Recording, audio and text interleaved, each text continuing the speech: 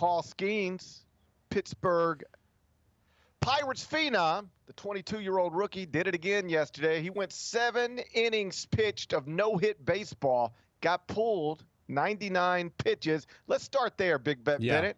People are upset that Pittsburgh did not allow Paul Skenes to go out and try to throw a no-hitter as a rookie. They pull him after 99 pitches, even though there is no actual data that supports pulling somebody after 99 pitches. They will tell you that they're trying to protect his arm, but when you ask them to prove to me how you're doing that, like show me the data that says pulling somebody after 99 pitches protects their arm, they can't show you that. It's just sort of like a thing that franchises do now. They were asked about it yesterday. The manager said it's not a pitch count. He was just tired.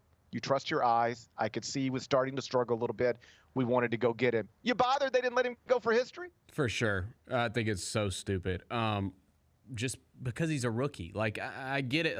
I think if he was like a, fourth, fifth year player, I can understand being safe, but he's a rookie. He's fresh. And it would have been a cool moment. It would have been a cool moment for baseball, like a sport that's trying to bring in a younger audience. Like, this guy's the big young star right now in the league as far as pitchers go, and I think he should have given him the moment.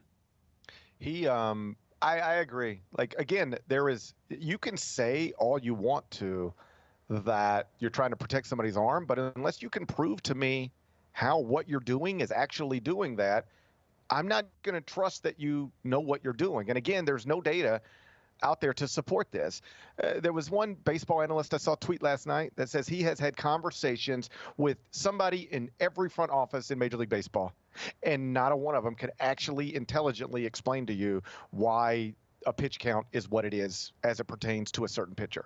They'll all have different things, but they're not consistent in their logic, and there's no data to actually support it.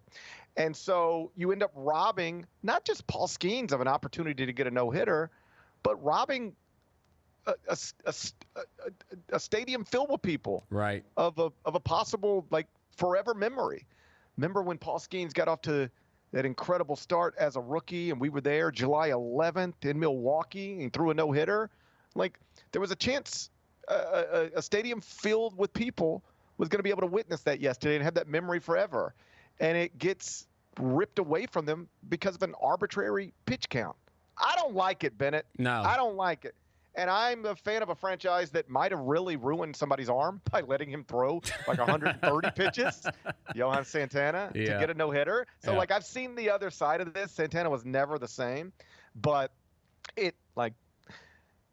you can say Skenes looked tired to you. He didn't look tired to me. He was still dealing. He's now 6-0 with a 1.90 ERA. It has been, it's all in how you chop it up. But you can reasonably argue this is the best start to a pitching career ever, or at least one of the best ever, and arguably the best since Fernando Valenzuela burst onto the scene with the Dodgers back in the early 1980s. And you had an interesting tweet that you sent me this morning. I think you said maybe Jacob sent it to you. Do you have it in front of you? Shout out Jacob. Yep, I got it right here. It says, hang on.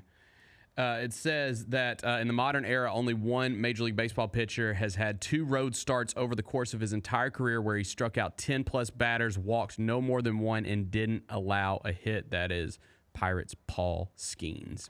Okay, so make sure you understand that. In the modern era, only one pitcher has ever done this thing. And the one pitcher who has ever done this thing in his entire career is Paul Skenes, and his career is 2 months old. Right. I mean, this is outrageous.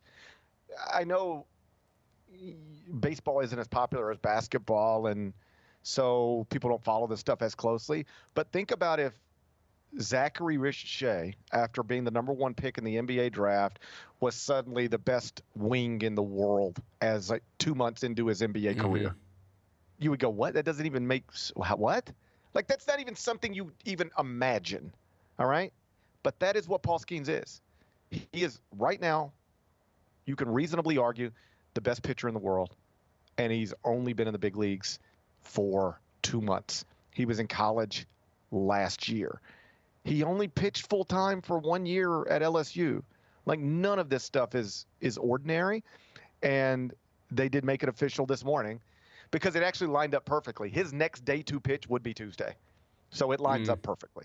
It would be a little more difficult if he pitched Sunday, because then you can't come back 2 days later and start the All-Star game. You probably can't pitch in the All-Star game at all. Sure. But because he pitched Thursday, he'll be on full rest on Tuesday. He will be your National League starter. And that first inning should be electric. This is what I love about the baseball All-Star game more so than the basketball one or any of the other ones. You do get these matchups, and Skenes will be giving it everything he's got. And leading off, presumably, Gunnar Henderson will be giving it everything he's got, followed by Juan Soto, followed by Aaron Judge. That's what we'll get next Tuesday night. Paul Skenes on the mound, pumping it up to about 102 probably. Gunnar Henderson, Juan Soto, Aaron Judge. Let's go. In basketball, you don't get that.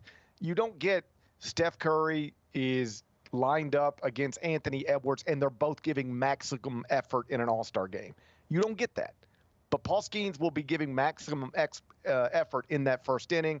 He'll face 3 of the best hitters in the world, and it'll be a real special night for baseball. So the All-Star game's always a fun night, but it'll have a little extra attention this year because the guy who's going to be starting for the National League, the 22-year-old rookie, who is not only meeting expectations, exceeding basically all of them. The Gary Parrish Show, live weekdays at 10 a.m.